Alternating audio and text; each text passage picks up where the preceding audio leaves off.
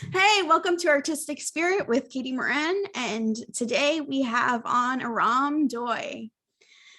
So Arame is a podcaster, a life coach trained in Rapid Transformational Therapy, RTT, an author, holistic healer, and speaker. Thank you so much for coming, Arame. I'm so excited for this. Thank you so much for having me on. And I love the name, by the way. Yeah, it's on. I love it. Artistic Thank you. spirit.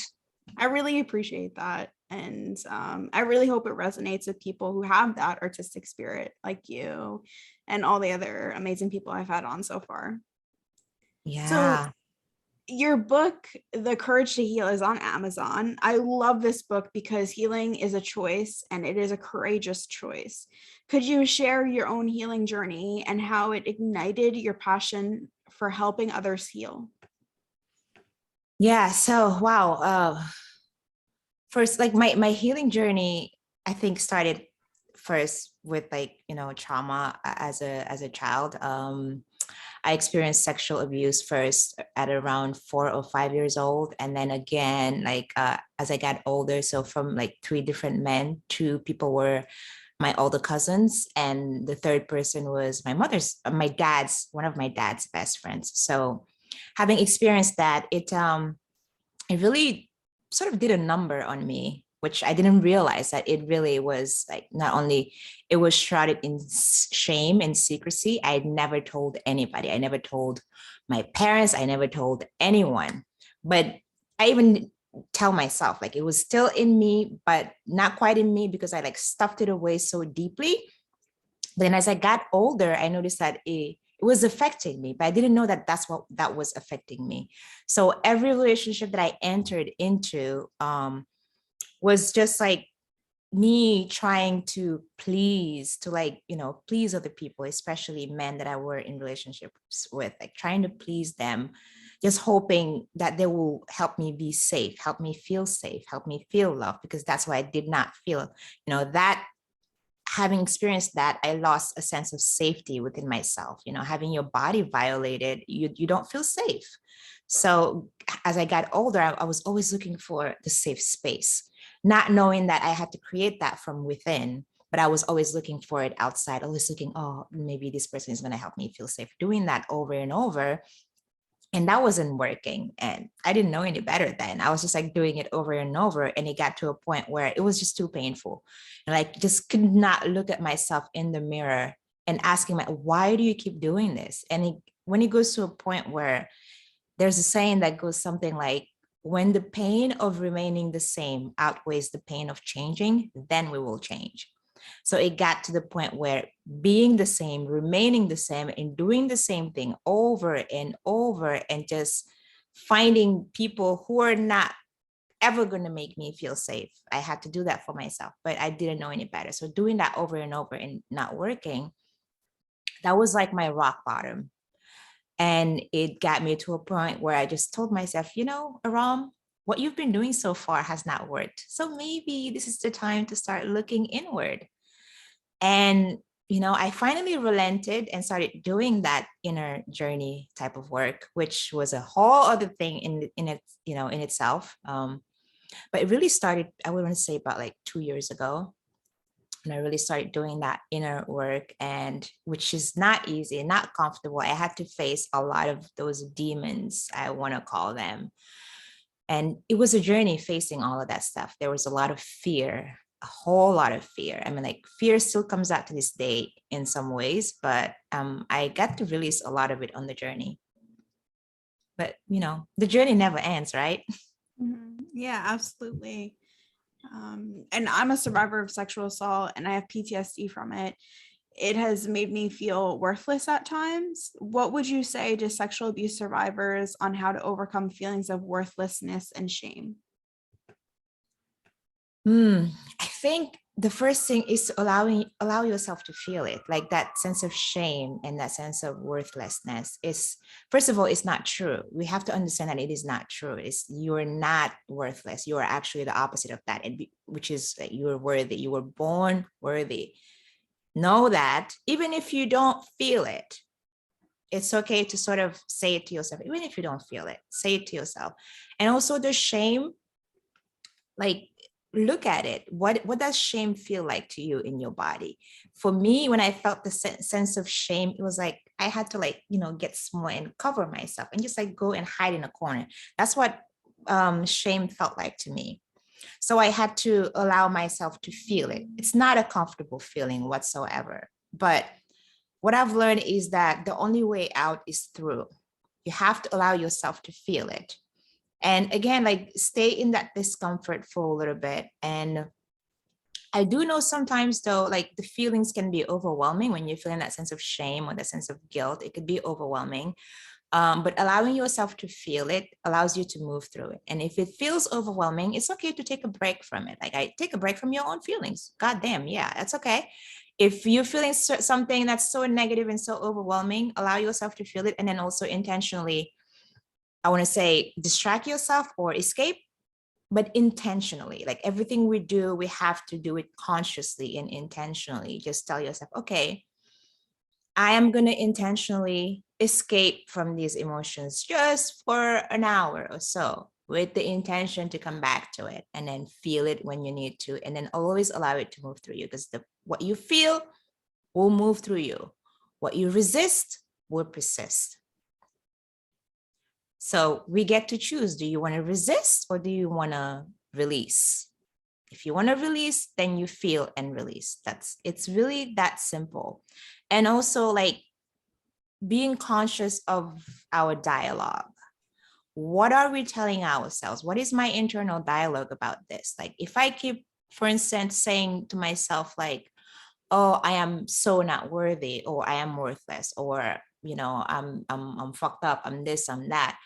All of that is being recorded by your subconscious mind. Everything that you say to yourself, your mind is listening. It is recording it into your subconscious, which is the feeling mind. You feel it and you act as if you are. So if I'm telling myself I'm not worthy, or if I'm telling myself, like, I'm fucked up, or I'm full of shame, my mind is recording all of that. And when it gets into the subconscious mind, I start feeling it in my body and I start acting that way. I start acting from a place of low self-worth. So what's the remedy to that? Is to change my own inner dialogue. Instead of telling myself I'm worthless, I'll tell myself I'm worthy. Now, people was like, well, I say it, but I don't feel it. It feels like a lie. Well, what you were telling yourself previously, that I'm not worthy, that's also a lie. So which lie is more empowering? I'm not worthy or I'm worthy? So you get to pick. It's okay if it feels like a lie right now, but a lie repeated long enough becomes the truth. You start to believe it. When you tell yourself a story long enough, you start to believe it. You've been telling yourself for like fucking years, for me, in my case, over 30 years, that I'm not worthy, I'm not worthy. And I believed it. So I decided, you know what, I'm going to shift that. I'm going to switch that. From now on, I am worthy. Keep telling myself over and over and over so I can start believing it. It's that simple. Just kind of like what Marissa says, tell yourself a better lie. Yeah, thank you for that. And I think sometimes those feelings can come from the way we're treated. And I would say, like how you mentioned, people pleasing and like having a desire to put other people's needs before your own. Just what are your thoughts on establishing boundaries in relationships, specifically when you have underlying feelings of not feeling worthy, or feeling shame, or having a desire to please the other person? Yeah, that's so funny. Like, boundaries, I think it comes with practice. You have to practice it. Like, it's not going to come overnight. For me, it was a whole lot of practicing, and then practice it with like gentleness and kindness to yourself and compassion to yourself, to know that, yeah, you're probably going to fall a few times while trying to practice boundaries. And it's okay. It doesn't mean, oh man, I failed on, upholding this boundary, then I'm going to feel shit about it for like weeks at a time. No. First, it's like, what are your boundaries? Get clear on that. Like, write them down or journal about it. Get clear on what your boundaries are. Once you know what your boundaries are, then communicate them to that person, like communicate them in an objective way, like objective language. Tell that person, this is not working for me. So from now on, I want this and I want that, and I want this is how I want it to be. This is my boundary. I'm communicating it to you, not from a place of blaming you or judging you, but this is just what I want, and it's how I want things to go, And then when you communicate that, there will be opportunities for you to uphold that boundary. You will be tested on that. So that's your opportunity. That's your chance to uphold your boundaries. And that's where the practice comes in, because if you're not used to upholding boundaries, at first it's not going to be easy because it's foreign, it's not familiar. So you have to make it familiar. How do you do it? With practicing it. And the more you do it, the better you get at it, and you will feel freaking fantastic about yourself.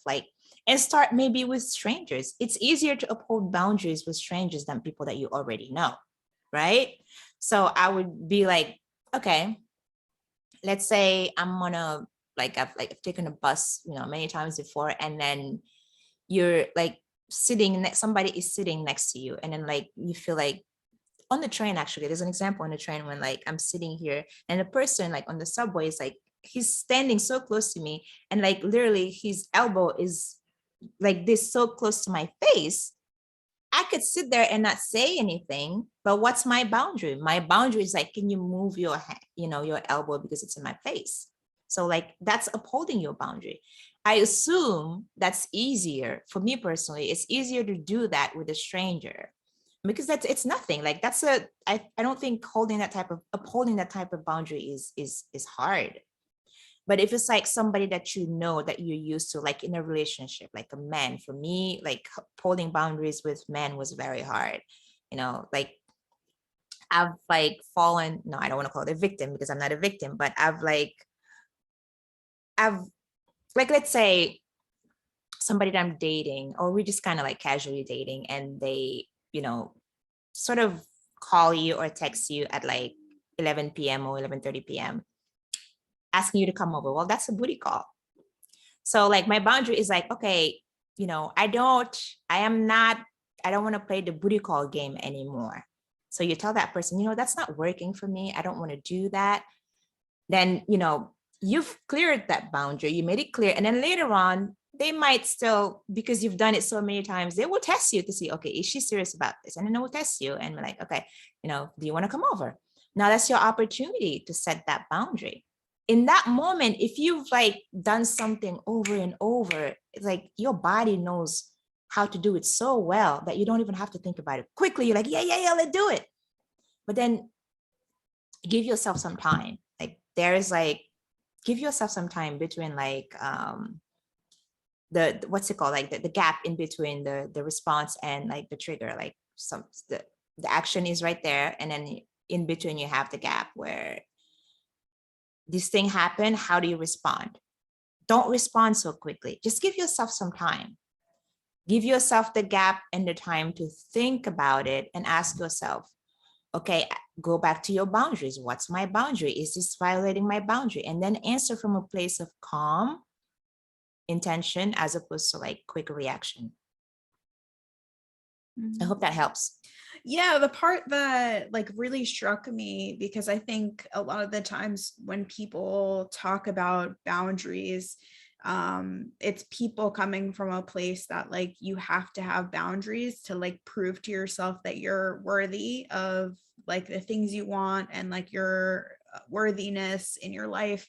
And I feel sometimes it can kind of reignite those feelings of worthlessness, I don't have boundaries, that must mean something about me. And what you said that I find really helpful is that you said, first you ask yourself what your boundaries are. Because I think there's kind of this current in culture that says you should know your boundaries. Boundaries are universal. Everyone knows boundaries. But it's true. Not true. It's like that's a lot of the people who talk about boundaries, they don't actually talk about deciding for yourself what your boundaries are and reassessing them and asking yourself like what's right for you, kind of like, because like our boundaries are inherently tied to the fact that we are worthy and we're worthy of coming to terms in relationships with like how we feel and what feels right to us and what doesn't feel right to us. And so much of that was really like a reframe in my mind, that I'm just really grateful that you said that and that you allowed for me to kind of like have the space to really like let that sink in. So thank you for explaining that and reminding me and anyone who's listening that boundaries are a choice and boundaries don't come from this place of just like everyone knows what they are. It comes from a place of Yeah. what's right for us. Yeah, that's so true. I totally agree. And it's like also keeping in mind that boundaries are like what your boundaries are today may not necessarily be what they're going to be tomorrow. So it's good to revisit them because as you grow, as you learn, you evolve, you unfold, everything else is going to unfold. So it's okay to revisit them and be like, okay, it's like sometimes you go back to into your journal like a year or 6 months and you're like, wow, I'm a totally different person. Same thing with the boundaries. If you wrote something like today, tomorrow it might be different. But know that it's okay to set your own boundaries and it's not dependent on what anybody says or what the media says or your parents or whoever. You get to choose what your boundaries are. Mm-hmm. Yeah, thank you for that. I think that's really powerful, and that's something that I don't hear all the time, especially like the cultural narrative. So you've helped me overcome binge eating with a journal prompt on what was underneath that action, which I find so powerful, because it wasn't even your intention. I had no idea. Yeah, yeah, yeah. Like it was just like your journal prompt was just so it had this healing quality to it that was really about like unlocking what was trapped in my body. And also I want to bring up another time you helped me with this. I said I was going through emotional pain and it was kind of like episodic with like PTSD. I was triggered and I really like had this overflow of emotional pain. And you said to me, when you feel that, ask yourself, where do you feel that in your body?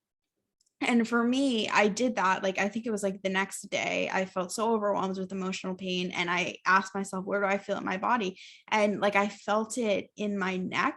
And like, for the first time, I didn't like kind of like have this negative self-talk about like, oh no, like this is emotional pain. Like, you're like, I don't even know what my emotional self-talk is, but just like feeling down on myself for not being able to be in control of my emotions and to feel overwhelmed. And what really switched for me in that moment was that I actually like sensed that there was like physical pain, and in my mind I immediately felt compassion and I like interrupted that like negative loop of just kind of like negative self-talk, and like that really was really powerful for me. So like I realized that with the binge eating and in that moment of like overcoming emotional pain, I was yearning for a sense of safety. And like I realized with like that feeling of compassion was that I had the power within myself to really reignite my own safety and kind of remind myself of my safety and take care of myself. So you recently came out with the online course, How to Feel Safe in Your Body. What can you share about learning to feel safe in your body? Yeah. So I think the first thing, in my opinion, anyway, to like feeling safe with your body is like when we don't feel safe in our bodies, is usually like not even the adult that's not feeling safe. It's the wounded child within us that is not feeling safe. So it's about really connecting to that wounded child, first of all, like that inner wounded child, and asking that person, like giving that person a voice. Because a lot of times when we're not feeling safe, it's associated with childhood. And we repeat like the same behavioral patterns, almost like destructive behavioral patterns over and over, because that wounded child hasn't been given a voice. So it's like, I like the idea of sitting down and having that conversation with my inner child. Like they say, we have two pillows here. I'm here sitting here, I'm my adult self, and on the other side, on the other pillow, my younger child is. So first I'll sit here and then ask my younger inner child, like, what is it that you want to tell me? Why aren't you feeling safe? What do you want to tell me? I'm ready to hear you. I'm ready to listen to you. And then I will switch and be that inner child on the other side, and then just have, with my eyes closed, and have allow that time, give that inner child the time to express themselves. Why aren't you feeling safe? And then I will start to talk, and like, yes, I feel hurt. And this makes me feel hurt. Excuse me. And ask them, okay, what can I do? How can I help you? And then have that back and forth conversation with your inner child. Like, listen to her and answer her back. She will ask you questions, or you'll ask her questions back, and you have that back and forth to get to the root cause of why she's feeling unsafe, why he or she or they are feeling unsafe. And when you get that answer, and then ask that inner child, how can you make them feel better? What do you need right now from me to feel safe? And then you will get that. It's usually, I want to feel heard. I want to feel seen. Like that, I want to know that I am enough, or that I am worthy. And again, you have that conversation and tell that inner child all of those things that they always wanted to hear, but never got to hear. And it's not, it's great to, as a child, you want to hear it from your parent or your caregiver and all that. But, as you get older, as an adult, the most important person that your inner child wants to hear from is you. You can make that inner child feel safe by talking to her, by listening to her, to him, or to them, and just being there for them. I think that's the first place to start with, like, feeling safe.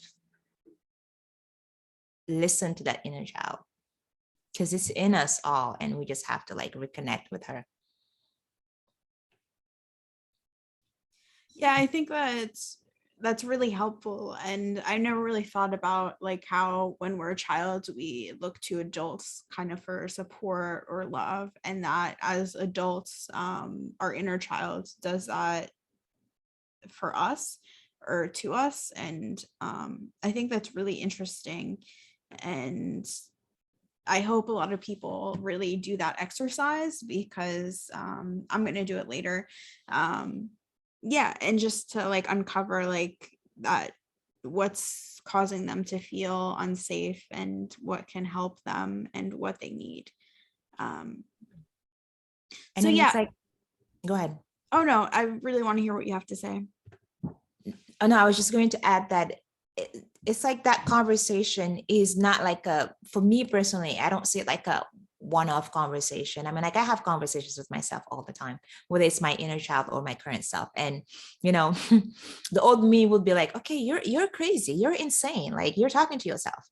I'm like, yeah, I'm talking to myself, because it's like, it's part of getting to know yourself, getting to know the aspects of yourself, because we have parts of ourselves where I'm not just like this one thing. We are layers. We are like a multitude of things. And those parts, if they're not heard, especially the child, the wounded child, if they're not heard, they're going to act out. They're just going to keep acting out. And you do things and you're like, I don't even know why I do this, but that's how, people who are not heard, like think about it. When a child is not heard or taken care of, how do they communicate? They throw a tantrum, right?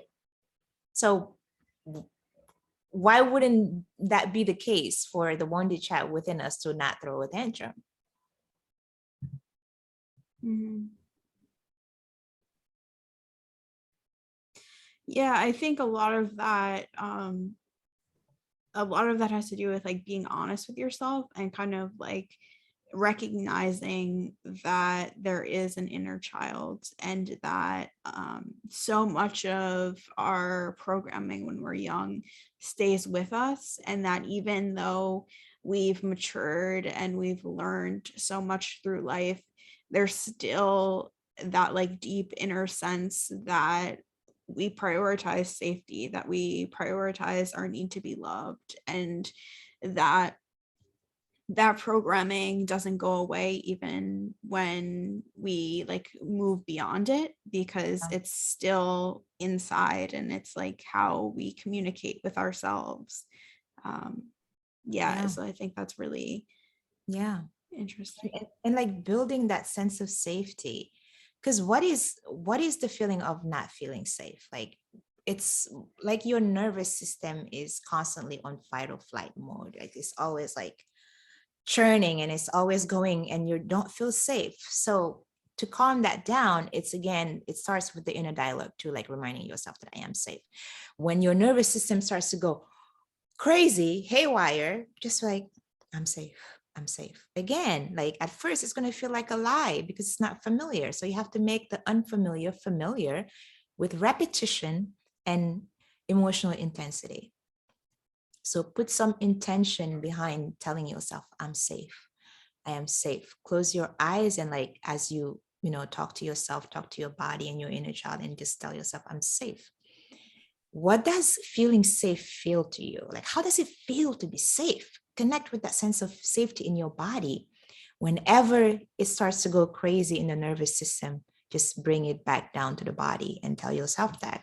And it's, again, repetition with emotional intensity.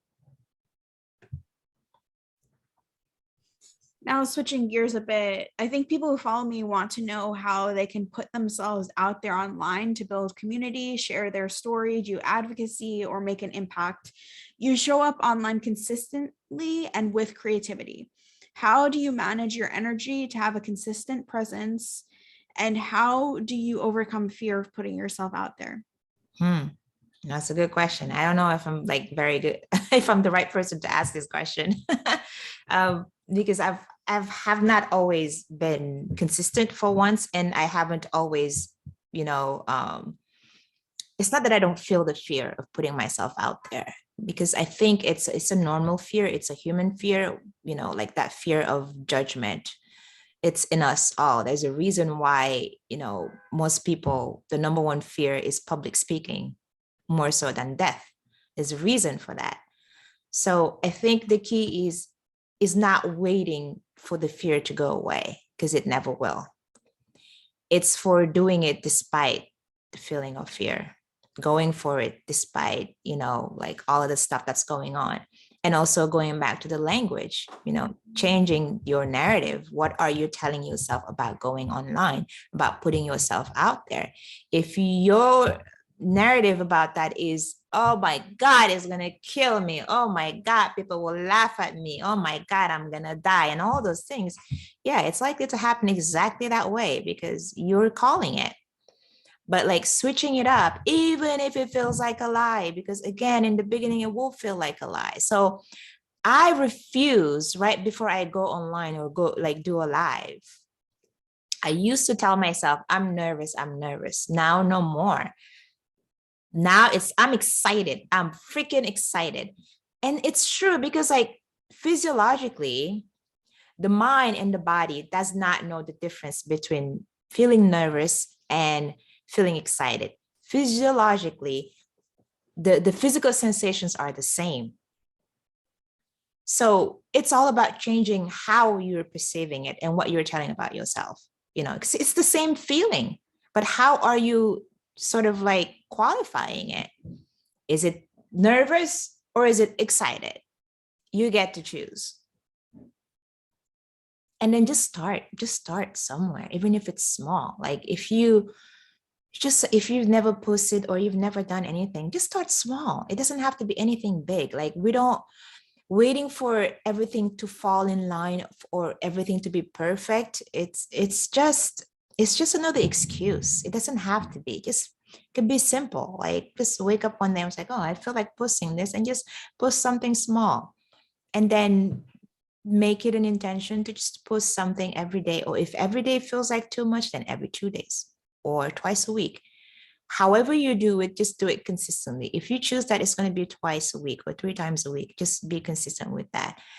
And then, at some point, you would want to like put a video or go live and pick a day and just tell yourself that you're going to do it, and repeat, I am excited. I am excited. Or this saying, I like to say this thing where I tell myself, I'm an infinite being and I'm not subject to, and you fill in the blank. What are you not subject to? So if it, in this case, like going on social media, you tell yourself, I'm an infinite being and I'm not subject to, you know, being nervous.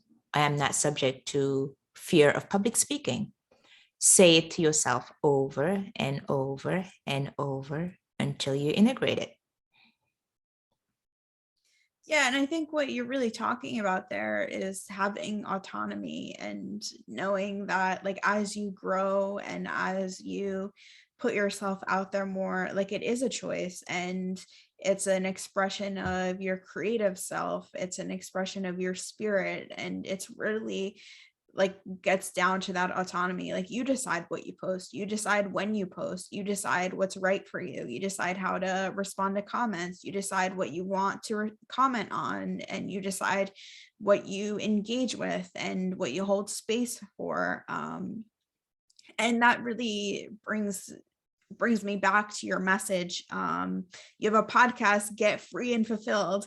So I was just wondering, from that podcast, what exactly have been the most important lessons you have learned, whether it be from the extraordinary people or through the process of producing it? Oh, wow. I mean, first, I like, before even going into it, I didn't think that I would like it as much as I did. Um, I didn't, what I discovered through the process was that I actually do enjoy talking to people, not just talking to them, but also listening to them, like hearing their stories, because, you know, listening is such a practice for me. Like, I'm not the best listener. So the podcast really forces me to practice listening. It allows me really to practice listening and asking the right questions so I can get like the essence of what I think the listener wants to hear or what they can get from it. So what I learned is to always keep the listener in mind and always keep asking myself, what would be the most useful thing for this person to hear right now?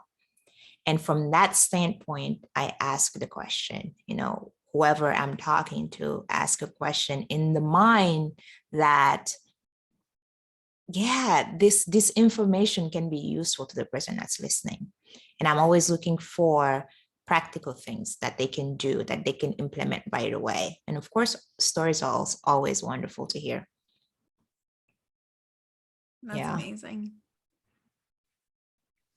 So something that I do want to ask about, so this might be, it's from a while ago.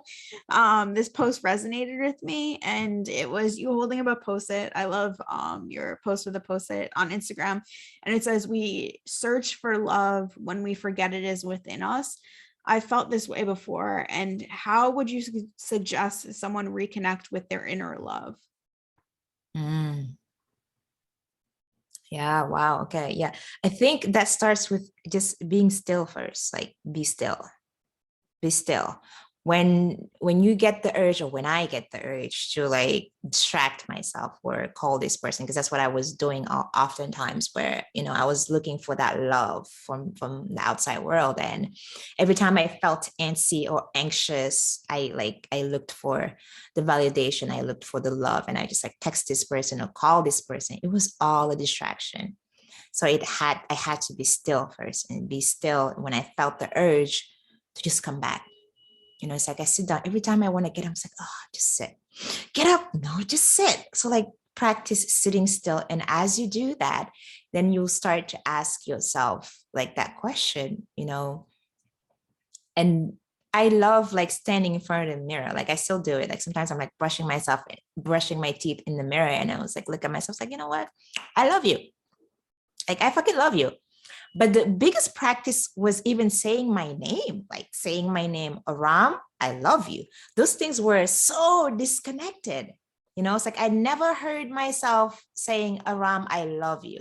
So that was a practice for me. And I feel like it's a great practice for everyone, really. It's like, Do you ever hear yourself saying those words to yourself?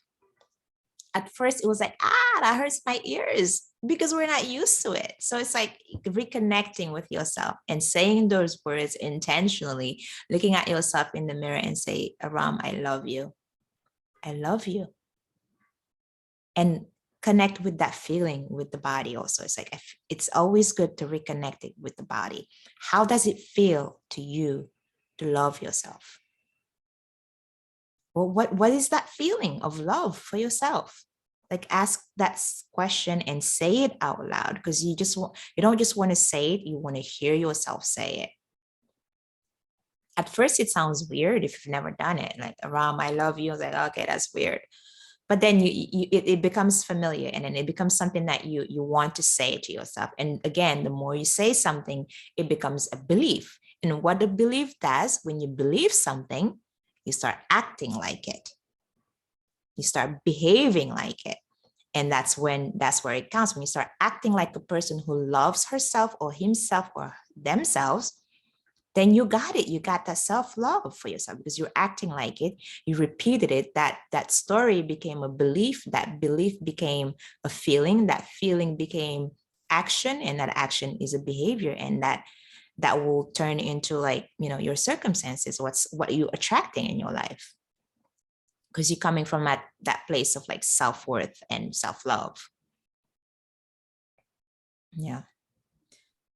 I think what's really important that you said there is that making space for stillness allows you to reconnect, because I think sometimes we get the idea that our love for ourselves or our inner love isn't always there, and that you didn't say like, oh, do something extra because like you need to develop that love. What you really said was that it's there when we look for it. And It's always there.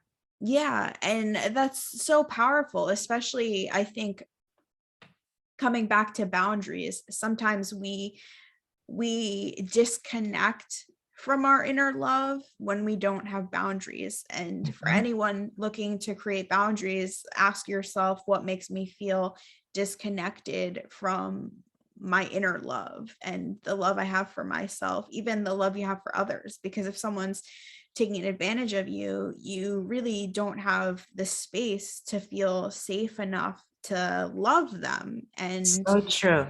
yeah, like even like I think a lot of people even like with like family relationships, more like obligatory relationships, like you can feel resentment because like you don't know how to set up those boundaries. But like just checking in with yourself, kind of like having that inner compass of what makes me feel connected to that inner love, and really knowing that you have access to that every time you go inward and create that stillness. Yes, so true. Like, I've learned that every time that I say yes when I actually meant no, I was betraying myself. And then what that did to my like self-worth was like down. Now, when you start doing the opposite, when you say no, when you mean no, you're not saying no just for for shits and giggles. You're saying no because you actually mean no. And it boosts your self-esteem. Like you know that you're standing up for yourself. You're standing up for your, what you believe in, or whatever the reason is why you're saying no. That will do the opposite, brings your energy up. So it's conscious choice. It's intentional choice. So that's why it's so important for us to like be aware with our reactions and responses. How are we responding? If I'm the person like I was, and in some ways I'm still working through it, where like I'm so quick to react, so quick that to the point my body knows how to react. It recorded my reactions better than even my mind, meaning like I don't even have to think about it. I just do it quickly. It's like let's say you're holding your iPhone, like it has your password. Like if you ask me right now what my password was, I don't know it. I don't know it in my mind. But if I look at my phone right now, I can put in the password right away. Why? Because my body became the mind. My body now knows even better than my mind how to enter the password, because that's what repetition does.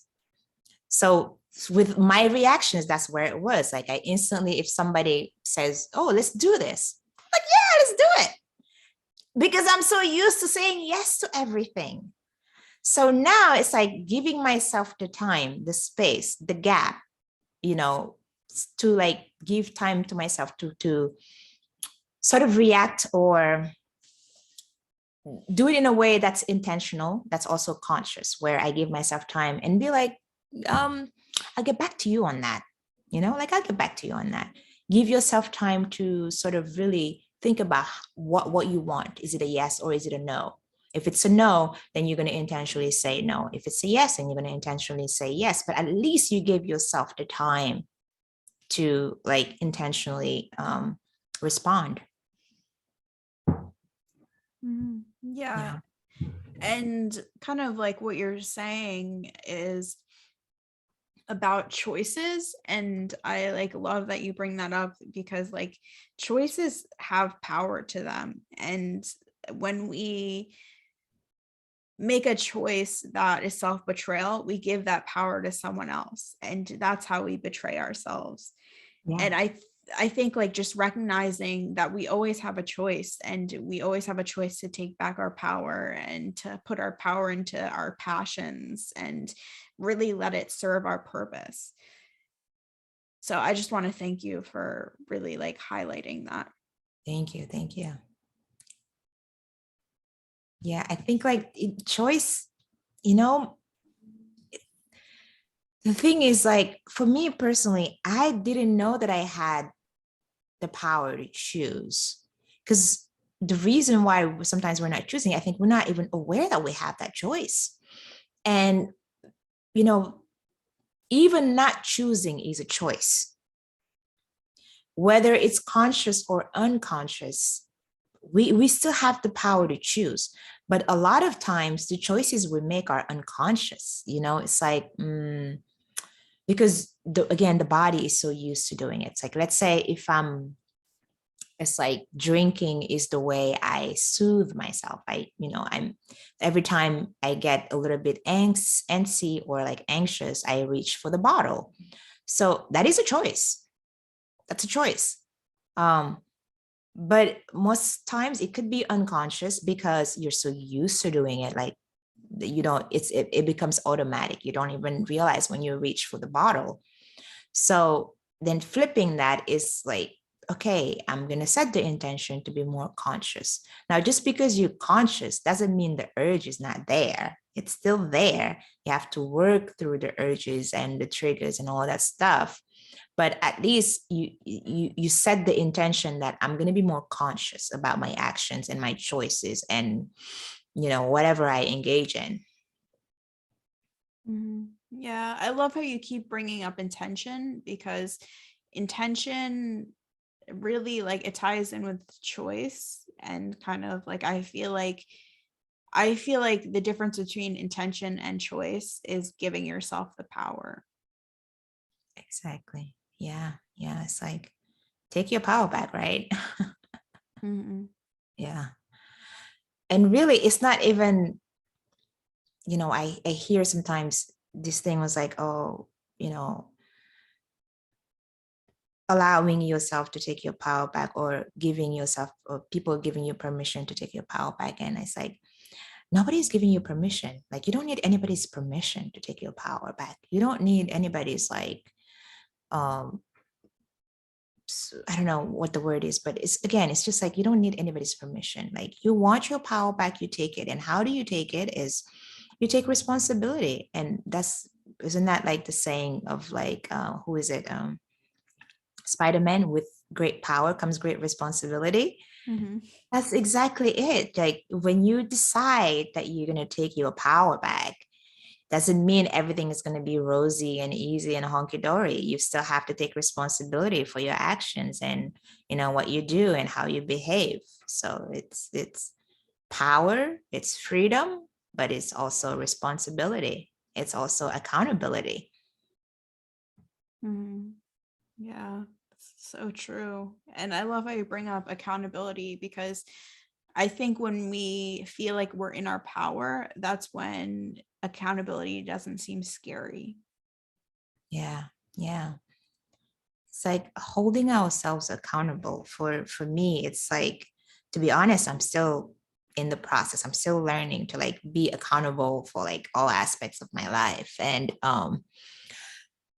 more so lately, it's been with my work where, it's like before I was just like, the past, I think maybe like last month or so, I had like set a bunch of things that I wanted to do that I didn't hit. And it's not because that I couldn't. And it's not because I didn't have time. There were no excuses. I just didn't do it. And then I ask myself, okay, so like you're saying that you want to do these things and you set out to do these things and you didn't do them. So is that holding myself accountable? If I'm saying that I want this and I want that, well, it's not just going to magically appear.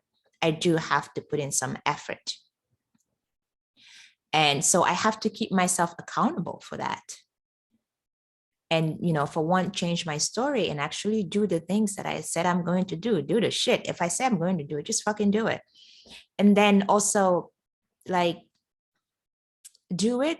But also if I don't do everything, it's like I have to strike that balance of, doing it and also having compassion for myself when I don't do everything. Because we're not going to hit every single thing on the list every day. That's just not reality.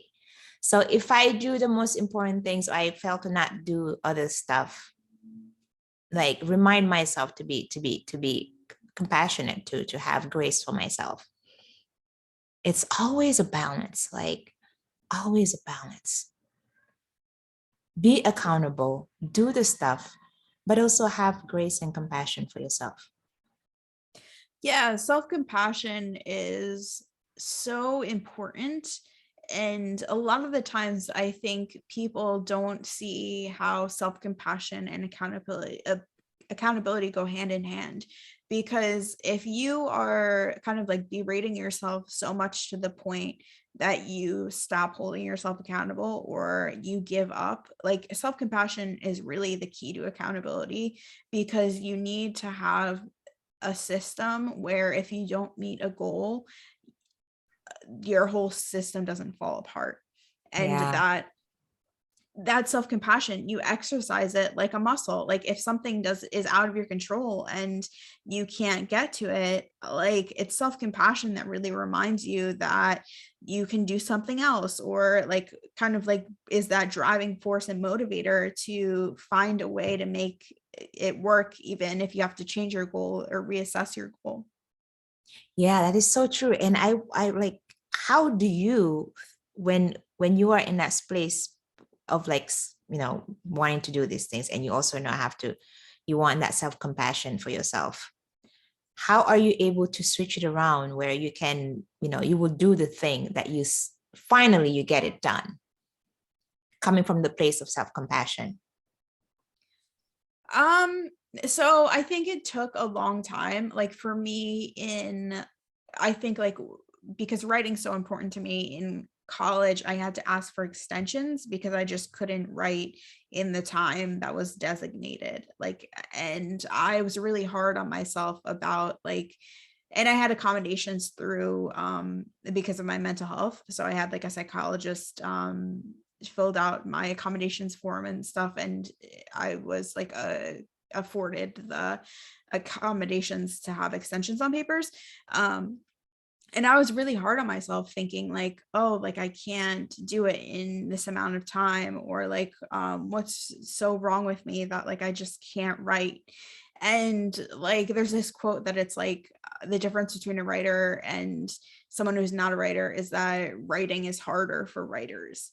And and like I just think like I feel like it's so like roundabout, and sometimes it doesn't make sense, but I feel like if you're a writer, like you really understand that. Yeah. And kind of like what happened would be every time I finished a paper, like it was something I was proud of. Like I never just handed in something that I did to get a grade. Like I handed in something that mattered to me. And I like look back at that experience and I think of like how hard it was for me to kind of like tell myself, oh, I'll do it tomorrow. I'll do it tomorrow. I'll do it tomorrow. I'll do it in 3 hours. I'll do it in 2 hours. And like eventually like everything always was written. And like I think I lost a lot of like self-respect with myself like every time I missed that like hash mark of like when it would be. And like I wasn't like having a lot of self-compassion, but I learned from that experience that I had things that I would go back and read and it would like actually remind me of the things I learned, and it was valuable. And even now when I like miss a deadline or something, like I think about how things have to happen on their own time, and like sometimes you have to learn lessons through living that help you, whether it's writing or speaking or like any kind of like thing, putting out content. Like sometimes like you really need to like learn things to put into that work. And I've like really in my experience felt like nothing can really be like pushed out before it's ready. And like I think like there a lot of people say like you feel like you're never ready to do the things you do, but I feel like there's like a kind of like this inner peace that comes when like I personally feel ready for something, like excitement sets in, and I kind of like feel like something in my life like allows for me to like put it into my work, and like it feels like the right time. And I know not everyone has that, but for me like I do like have like a sense of like inner peace, or like these are the lessons that I want to put into this work. And like I'm very grateful for that. And I think if everyone like looked with like intention and like self-compassion, like they would find that space too. So for me, like I do have compassion now because I like can go back and like read what I've written that I felt like I would never get done, and that seemed so impossible. And like I know that like the time that it took, like sometimes it took me more time, specifically like I was hard on myself that it took me more time than my peers.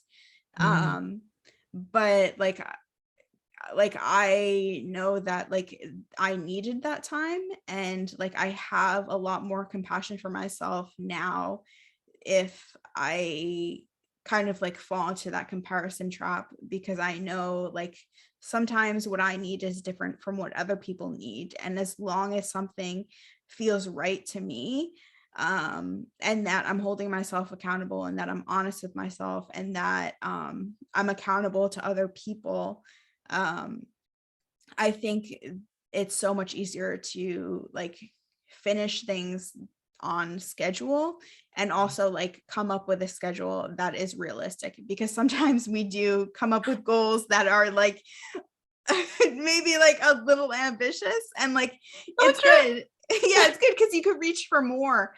But at the same time, like I think sometimes like I do goal setting like every day. I write down like my meetings and my tasks, and I make sure I like am prepped for my meetings, and then I make sure that I'm like doing the stuff I have to do. And like a lot of the times like my tasks like go into the next day because like I just need more time, and I don't really feel bad about not completing something in like a designated time, because I feel like quality comes from that, like learning self-compassion. And so many people rush things, and then they don't like identify with it. Like so many people like put things out there and they're like, oh, that wasn't me, like they have that vibe. But no, like I think, to be honest, like I think self-compassion and quality of work come together. Yeah.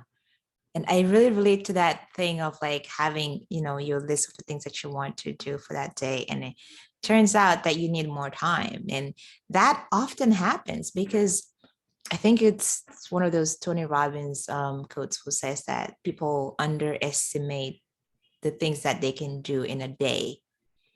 No, overestimate the things that they can do in a day and underestimate the things that they can do in a year. So we overestimate like the time that we have or the amount of things that we want to do in a day. Yeah, I was like, today I'm gonna edit like 7 podcasts. I'm gonna create the like the promos for the posts, all 7 of them in one day. Yeah, that didn't happen. So when I got into it, I realized actually this is gonna take more time than I expected. And that's okay. So, realizing that, yeah, maybe I was a little bit ambitious for, what I had planned, and also knowing that, okay, it's going to take more time and it's perfectly fine. It's not a reflection of me not doing the work properly. It's actually a reflection of the opposite, that I want to do it and I want to do it properly. Yeah. So it's a good reminder. Yeah, absolutely. And I think like a lot of the times when people talk about quality, they really say like it's like kind of like this detached, disconnected, like grinding. And I think like it's really about like being like connected with yourself and like putting yourself into what you're putting out. Agreed. Yeah, very true.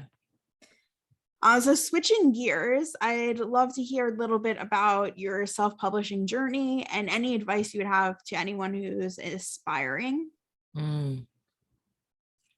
Yeah, wow. Okay, so that self-publishing journey, actually, like you really helped, you personally. Thank you.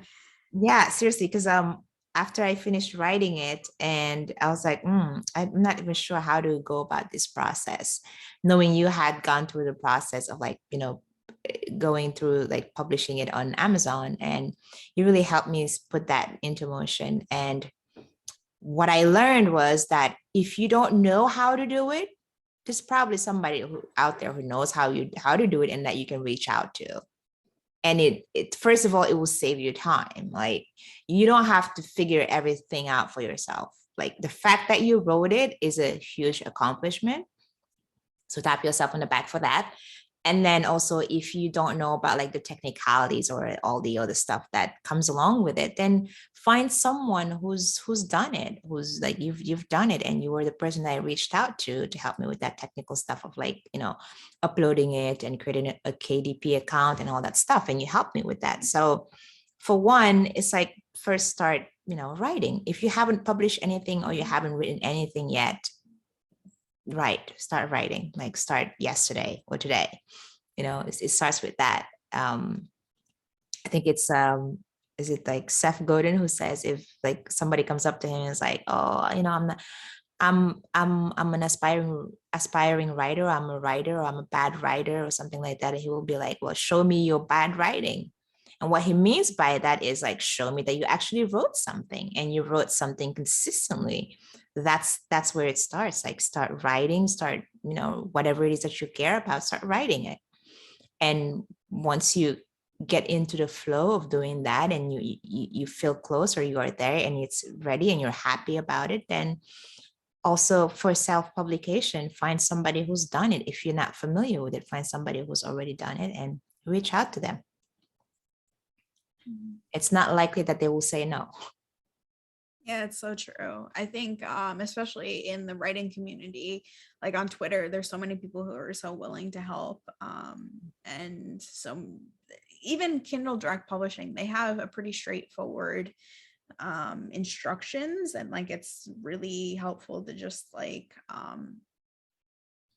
everything you have questions about, like they have answers to. And I think you could even email them, but I'm not sure on that one. But they do have the answers on their homepage. And if you don't want to read, like, you could always reach out to people. There's so many people who are willing to help. Always. I mean, I think like reaching out is something that I really had to learn. I probably still learning, really, honestly. It's like reaching out to people, it's like this fear of like rejection or being judged, that's also one of those fears that would keep us from reaching out to people. And after a few times, you realize that it's not bad, it's not a bad thing, and it's not, most people are willing to help. Like I believe that. And also, of course, it depends on like your circle, like the type of people that you hang around with. But us in our circle, like people will be so ready to help. So it's like if you find that network of people, or you surround yourself with people like that, it won't be hard to find someone who can help you, someone that you can reach out to, and just reach out. Even if you fear rejection or being judged, it's a fear. Just, do it despite that feeling. Mhm. Well, thank you. And thanks for Yeah. the podcast session. I'm so excited. I can't wait for this So to much. get out to people. Thank you. Thank you for having me on, Colleen. I really enjoyed it. It's so fun talking to you. I'm so excited for all of this that you're doing. I can't wait to hear more when it comes out. It's exciting. Thank you so much. I appreciate Seriously, it. you are a podcast queen. Because of my headphones. Yes, I love it. I was like, it's just like, this is a freaking crown that you're wearing. It's like a headphone crown type of thing. I love it. Yeah, these headphones are available on my Amazon store page. I love it. They better be. It's awful. Thank I you. love it. Thank you so much.